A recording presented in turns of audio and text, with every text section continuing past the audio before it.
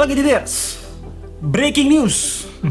Leica putus dengan Huawei dan join forces sekarang dengan Xiaomi. Ya sebenarnya news ini udah lama berhembus ya, tapi baru kemarin dikonfirmasi oleh Xiaomi lewat akun Instagram mereka yang kita lihat di Xiaomi Global. Abis itu diposting sama Xiaomi Indonesia. Mudah-mudahan rilis juga barangnya Indonesia ya. Dan Huawei juga mengkonfirmasi mereka sudah putus juga dengan Leica. Jadi sah ya?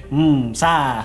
Nah, kita hari ini mau sedikit ngobrol aja tentang bagaimana sebuah brand Leica bakal mempengaruhi Xiaomi dari segi kualitas, penjualan, dan brand value-nya mereka sendiri. Gue mau inget-inget flashback dulu ya sebentar ya. Dulu Huawei pertama gue itu Huawei Ascend Mate 7 atau 6 atau 7 sih? 6 atau 7 gue lupa, itu keluar resmi di Indonesia. Terus yang 8 gue nggak pakai.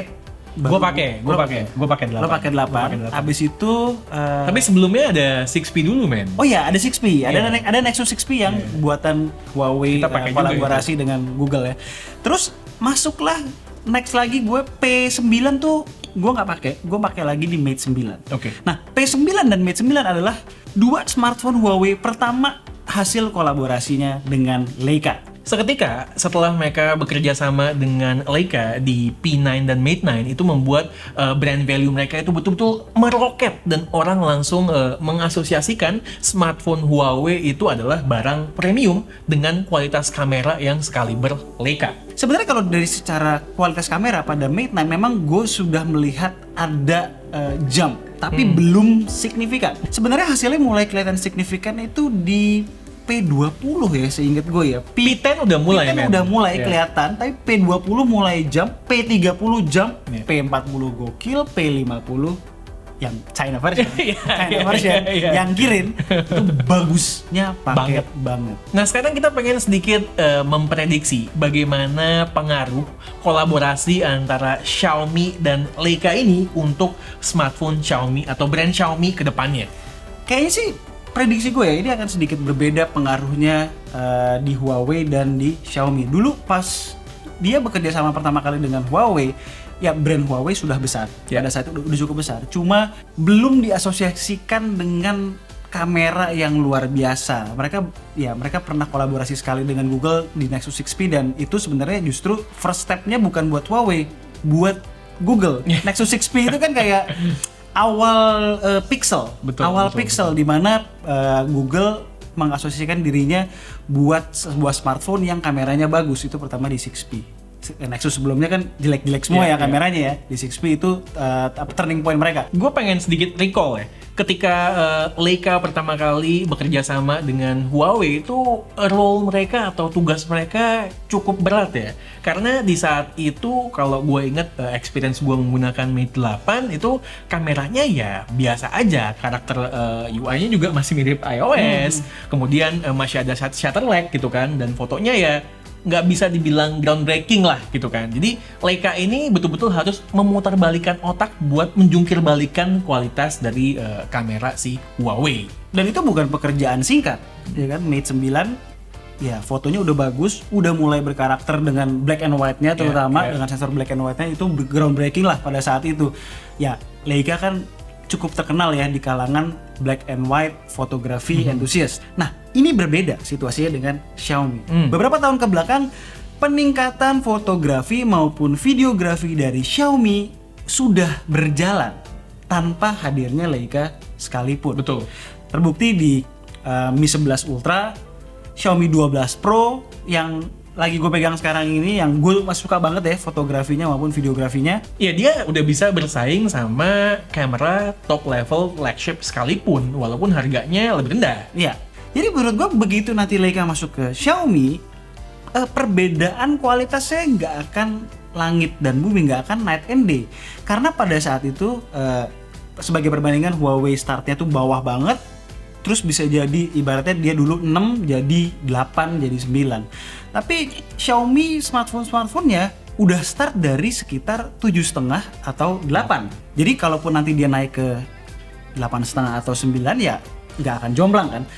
Tapi yang menurut kami berdua akan menjadi efek yang signifikan justru lebih ke branding, brand value dari Xiaomi itu sendiri. Lo kebayang gak sih men? Lo lagi jepret foto kayak begini di belakang sini tulisannya Leica. Lo lagi jepret kayak begini, itu kelas lo tuh berasa ya kayak punya kamera Leica aja di tangan. Oke, kalau menurut lo men, selain tadi kita bicara kualitas foto secara umum, menurut lo kira-kira apa yang akan dikulik akibat kedatangan Leica ini? Prediksi gue yang pertama adalah kamera UI. Oke. Kamera UI itu adalah hal pertama yang diterapkan oleh Leica di smartphone Huawei pada saat itu. Jadi akan lebih streamline, lebih simple, terus juga lebih Leica-like gitu ya. Fitur kali ya, fitur-fitur gimmick mungkin juga akan ada. Kalau kita lihat ada Zeiss itu kan kemarin di Vivo ada Zeiss Filter-filternya ya. filternya, filter bokehnya segala macam, mungkin akan ada sentuhan situ. Terus juga knowing Leica cukup terkenal dengan BW-nya, mungkin bisa jadi ada lensa baru untuk BW atau ada sekedar fitur tambahan untuk fotografi black and white yang bagus, ya kita nggak tahu. Justru kami yakin ada satu hal yang 99% bisa dipastikan meningkat, yaitu adalah harganya. Leica itu nggak akan mau diasosiasikan sama brand yang harganya murah.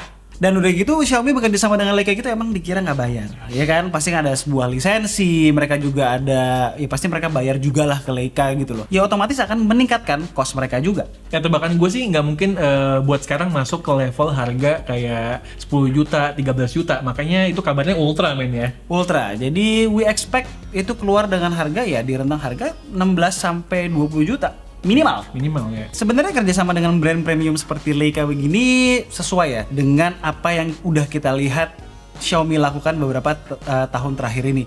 Mereka kelihatan ingin menjauh dari stigma bahwa Xiaomi itu adalah brand yang value deal, brand yang kere hore.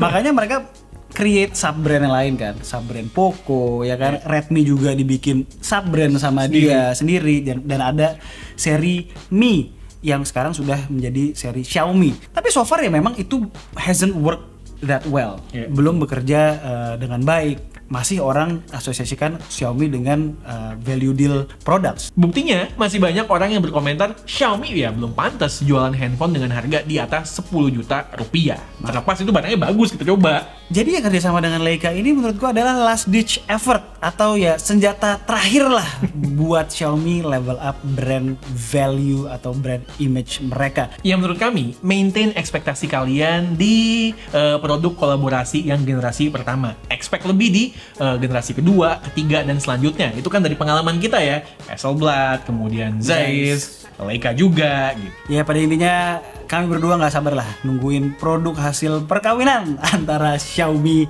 dan Leica ini. Mudah-mudahan cepat rilis dan cepat masuk ke Indonesia. Amin. Sekian aja video pendek dari K2G kali ini. Gue Alesa, Gue Satish, and this is K2G. tunggu channel kami berikutnya. Bye guys. Ciao.